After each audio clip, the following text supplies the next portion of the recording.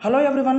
Previously we are discussed what are resources, how are resources classified and sustainable development. Today we are going to discuss about resources and development part 2. Resource planning. What is resource planning? Due to uneven distribution of resources, it becomes necessary to do balanced resource planning. ये मैं example के साथ explain करता हूँ.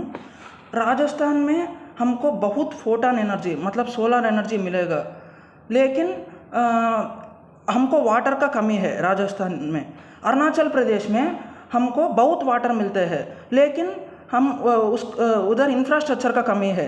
ऐसा uneven distribution है resource of resources India में है. It becomes necessary to do balanced resource planning. Resource planning in India. Resource planning हम इंडिया में कैसा करते हैं? Identification and inventory of resources. हम पहला सर्वे करना है रिसोर्सेस क्या है, और रिसोर्सेस का मैपिंग करना है, और रिसोर्सेस का क्वालिटी एंड क्वांटिटी चेक करना है, और उसके बाद हम मेजरमेंट करना है. ये बेसिकली ये लिस्ट बनाना है, रिसोर्सेस का एक लिस्ट बनाना होता है. एंड स्टेप 2 होता है एवॉल्विंग ए प्लान स्ट्रक्चर.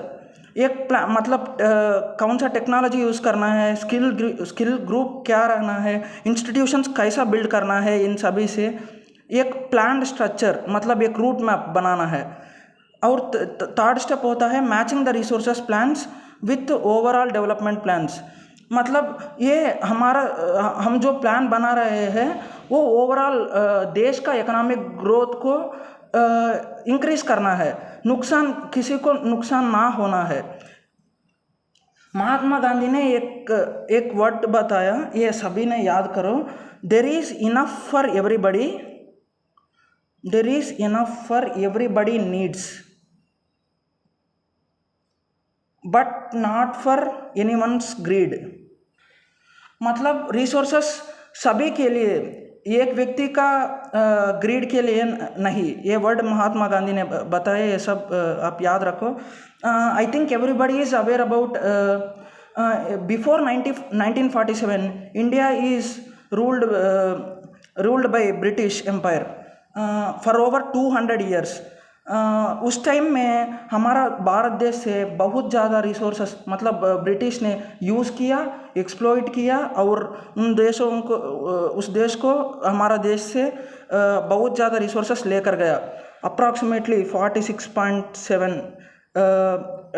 Million sterling. वो land resource. Land is a very important resource. हम सभी को पता है, क्योंकि हम एग्रीकल्चर लैंड में ही करना है, हमारा घर लैंड में ही बनाना है, वाइल्ड लाइफ, फॉरेस्ट सब लैंड रिसोर्स में ही लैंड में ही रहता है. if we talk about classification of land, there are different types of land like black soil, alluvial soil, arid soil, laterite soil. Yes sir. Distribution of land mass. If we talk about distribution of land mass in India, there are 43% of plain area in India and 30% of mountain area in India, and 27% is covered with plateau regions. How land is utilized in India? One is forest. हमारा India में from 1960 to 1961 18.11% forest area था हमारा India में. If वो 2014 to 2015 में 23.3% हो गया. 23.3% हो गया वो. बट ये भी कमी है. According to national forest policy, according to national forest policy ये कंट्री में 33% लैंड फॉरेस्ट लैंड होना चाहिए, क्योंकि to maintain ecological balance, to maintain a good ecological balance 33% जरूर रहना है. Land not available for cultivation, मतलब जो लैंड कल्टिवेशन एग्रीकल्चर के लिए नॉट अवेलेबल है. बैरन एंड वेस्ट लैंड है, land for non agricultural use, for example building of factories, roads, ऐसा. Other uncultivated land, grazing land मतलब कैटिल को feed करना जो लैंड है वो इस तरफ हम यूज़ कर रहे हैं। लैंड ऑफ मिसलेनियस ट्रीज मतलब पाइन, ऐसा बहुत ज़्यादा मिसलेनियस ट्रीज रहते हैं ना वो। कल्चरबल वेस्ट लैंड मतलब मोर देन 5 ईयर्स इस लैंड में हम नहीं उगाते हैं तो मतलब नहीं कल्टिवेशन के लिए या एग्रीकल्चर के लिए नहीं यूज़ करते हैं तो उसको हम कल्चरबल वेस्ट लैंड कहते हैं। Fallow land, current fallow land means अगर 1 साल से हम कुछ भी क्रॉप नहीं उगाया उसको करंट फैलो लैंड कहते हैं। 1 to 5 ईयर्स हम कुछ भी नहीं उगाया मतलब वो एग्रीकल्चरल पर्पस को नहीं यूज़ किया वो लैंड को, उसको हम बोलते हैं other than current. Net sown area, net sown area मतलब ये मैं एग्जांपल से एक्सप्लेन करता हूँ। हम पंजाब या हरियाणा में 80% एग्रीकल्चर चलता है, मतलब 80% लैंड को एग्रीकल्चर के लिए यूज़ करता है।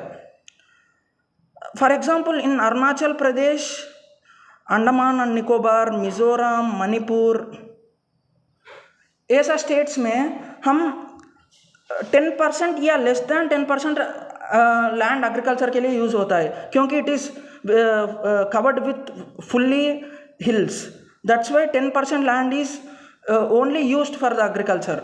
ऐसा नेट सोन एरिया प्लेस के आधारित पर वेरी होता है। Grass cropped area, grass cropped area मतलब हम एक एक एरिया रहता है, 1 साल में 1 बार उगाता है, और एक एरिया रहता है 1 साल में मोर देन वन क्रॉप हम उगा सकते हैं। इन दोनों को मिलके हम ग्रास क्रॉप्ड एरिया कह सकते हैं। Land degradation and conservation methods, the decline in the quality of land is known as land degradation. क्यों मतलब लैंड डिग्रेडेशन क्यों होता है? डिफॉरेस्टेशन मतलब cutting of trees, over grazing मतलब कैटिल को ज़्यादा फीड करना एक एरिया में ही, ओवर इरिगेशन मतलब ज़्यादा पानी यूज़ करना for cultivation. Cement industries generate huge dust, मतलब सीमेंट इंडस्ट्रीज बहुत ज़्यादा डस्ट जनरेट करते हैं ना, वो भी एक रीज़न है लैंड डिग्रेडेशन का। इंडस्ट्रियल वेस्ट मतलब इंडस्ट्रीज में बहुत ज़्यादा वेस्ट, प्रोडक्शन के समय बहुत ज़्यादा वेस्ट जनरेट होता है, वो सब डिस्चार्ज करना उसको मतलब वो भी लैंड डिग्रेडेशन का एक कारण है। How to conserve land degradation? Afforestation, management of grazing lands, proper irrigation, control mining activities, treating industrial waste before discharge मतलब ट्रीज को नहीं कट करना, ग्रेजिंग लैंड मतलब कैटिल को एक प्लेस में ही ज़्यादा फीड नहीं करना, प्रॉपर इरिगेशन मेथड्स यूज़ करना, कंट्रोल माइनिंग एक्टिविटीज़ माइनिंग ज़्यादा नहीं करना मतलब इतना डेप्थ रहता है उतना ही करना है, इंडस्ट्रियल वेस्ट को अच्छी तरह से डिस्चार्ज करना है। और एक पॉइंट है हमारा इंडिया में 3.28 मिलियन स्क्वायर किलोमीटर्स का लैंड है हमारा इंडिया में, 3.28 मिलियन स्क्वायर किलोमीटर्स है। इसमें हमारे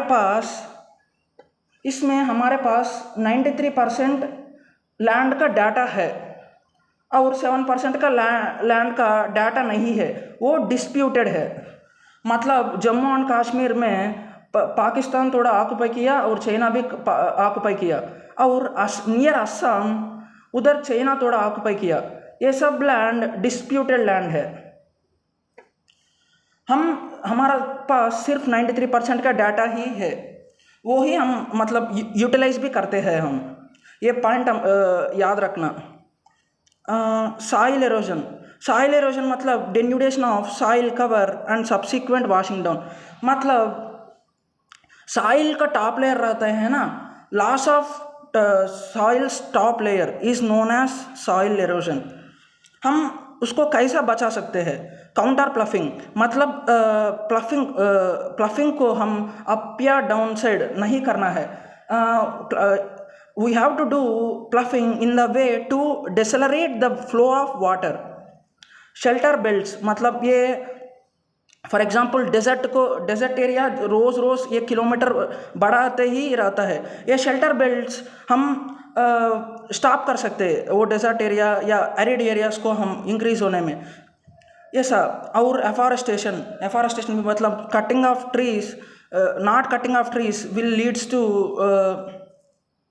it is also a conservation method afforestation. Grazing lands को मैनेज करना, ये सब बात है। Thank you for this opportunity.